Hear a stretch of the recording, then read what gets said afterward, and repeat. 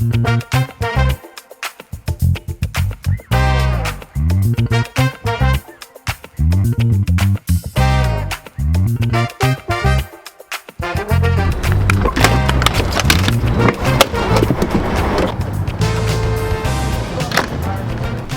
we just arrived here in Reno, Nevada. It's 5 p.m. Tuesday, January 30th, and we're about to walk in to the event center they have here in Reno.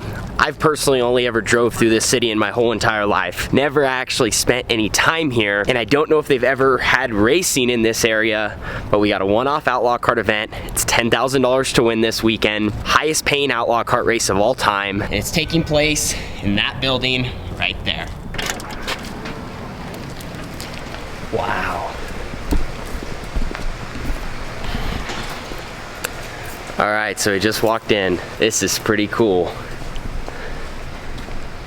Look at the venue. Of course, there's the racetrack. Doesn't really look like there's a bad seat in the house. What are you thinking, Carly? It looks cool. It definitely looks a little bit different than on photo. Like, it's actually a pretty big stadium. Yeah, this is a big open area. All right, and here's the track. They literally built this thing 24 hours ago.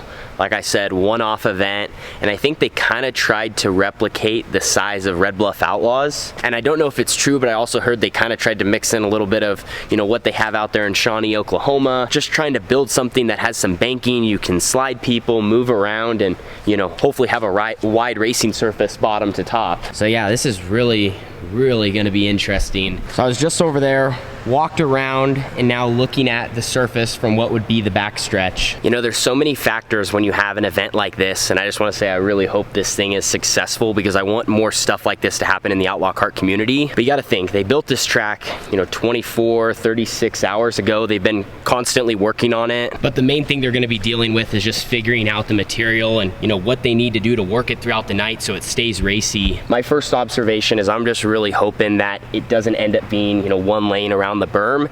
Anytime people build Outlaw Kart tracks, it's very common for that to happen, just because, you know, it's not always possible to get a second lane up by the wall. But what this place has going for it is very wide, and I think, I'm hoping with the right water combination, and like I said, as they work the surface, there will be that opportunity.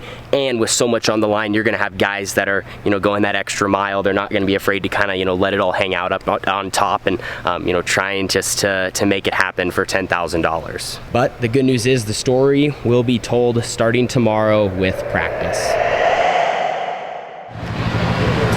So we got our parking spot here in the building. I can't get up high enough, but inside here is packed full of Outlaw Karts of all divisions.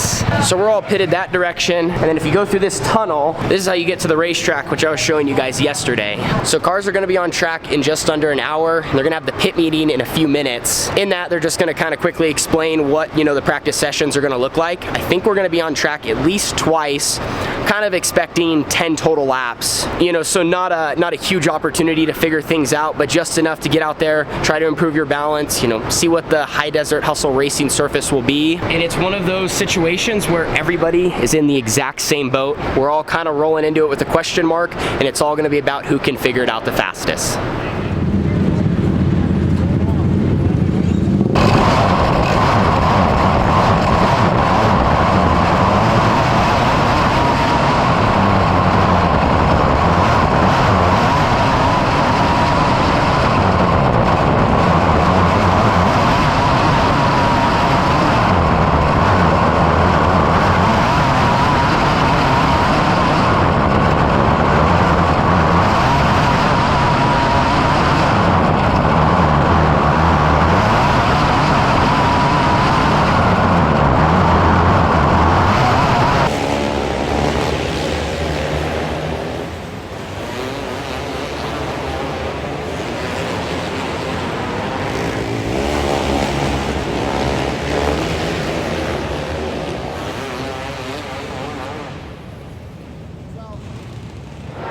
just made our first laps around the High Desert Hustle racetrack here in Reno, Nevada. Right now we're sitting at the top of the charts after the first 30 out of 115 opens. That's how many cars are in our division.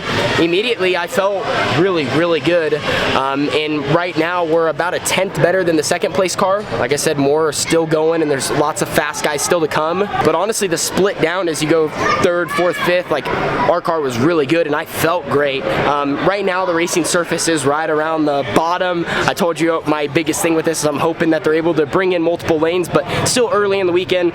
So the bottom's really slick. You have to kind of drive it in hard, almost get it wicked in there enough where you make a little bit of grip on the right rear. You need side bite because it's so flat, and then you need to get in with enough speed and then kind of keep it down low and drive off straight. It seems like that's going to be a big part of this game with maybe this track is if you're sliding up a lot, that's when guys have a position to maybe attack you from behind and makes you really vulnerable. So anyway, long story short, we got to do our one session. I felt great. Our time really shows it consistently. We were in the 9.7 bracket where a lot of guys are kind of more struggling to even break into the 9 seconds. So we got a couple 10ths. We're going to try to see if we can do anything to make this car better, but right away Jimmy has the 18T very close. So every division has now ran a practice session and they're out here working on the racing surface. Not really sure what to think. Obviously everyone was running around the bottom. I mean, it's already kind of turning black down there.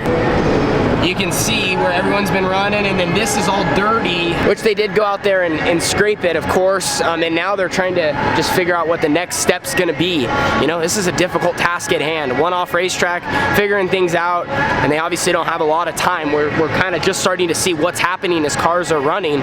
So, in my personal opinion, it needs to be one of two ways. If somehow they can, of course, and this is easier said than done, leave the bottom slick and, just get the top really wet, but I don't think this material holds moisture. It's too sandy. So unfortunately, and I never would ever want to say this, but if the whole racetrack in a way could take rubber and almost be like a pavement race, at least you could kind of run anywhere versus all migrating to the bottom. Does that make sense? I hate to ever even talk about a rubber down race, but I think that might be a better option because for us, we just need a clean surface, and if there's rubber, you can run wherever, and it's gonna just be what it is.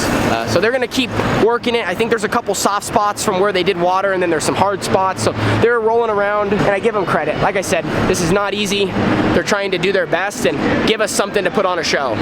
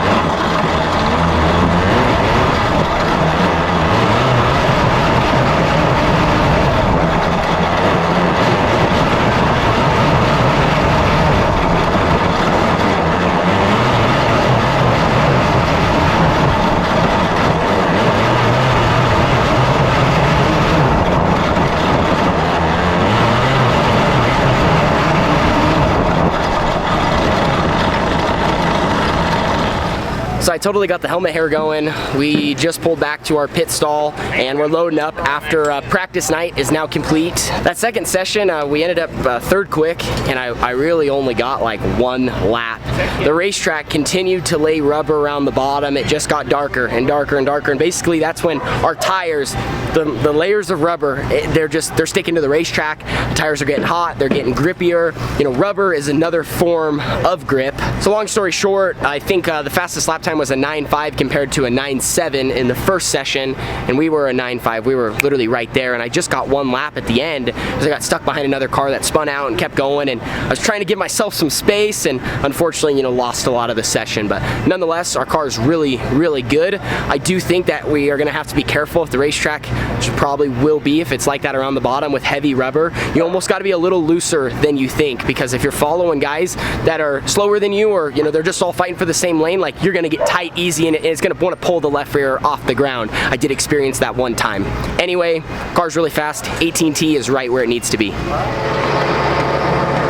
Well, right now they're working on the track, putting their best foot forward. Like I said, I mean, this is such a tough task, and obviously tonight our practice sessions are what Jimmy and I, we all like to joke about, is like called the super rubber, where it lays rubber and it just gets hard on tires and the times get faster and guys look like they might tip over because everyone's so tight. But right now it looks like they're turning the surface over, turning the material. You can see it, and actually I think they're trying to build the dirt more up to the wall. And they're gonna do that all the way around. I think the theory is, in order for the top to come in with, you know, not as much banking as I think we would have liked, is at least if there's like something to knock your right rear on up there, you know, you can keep your speed up. The problem is the racetrack just goes straight here to the wall. But if there was actually a cushion and you could drive in and hit it and drive off, there might actually be some speed there and the racetrack would stay clean because cars would be up that direction. So I think that there's, you know, like what they're trying to do, and there's some things here that maybe could help fix the racetrack. Make everything as best we can with the resources here. Us racers do appreciate it. I know that if we have to race on something more like we had tonight, it's gonna be difficult. Everyone's fighting for the same piece of real estate. You know, like I said, the list kind of goes on. You know what we're dealing with, but 2 great sessions for the 18T. Glad we're here at this event. I mean, look behind me. What a facility. You know, there's so much potential here, and it just, you know, takes a little bit of time, and we'll kind of see how the story unfolds as the weekend goes. Thanks so much for watching. That's going to recap our practice night. Jimmy has our car right where it needs to be. I just need to focus on doing my job, qualifying well, gaining as many points as possible, and if I run good tomorrow, which is the Thursday prelim, I can lock in and not have to run Friday, so that's our goal, so we have the best chance at a $10,000 payday. All right, see you guys all in the next one. Deuces.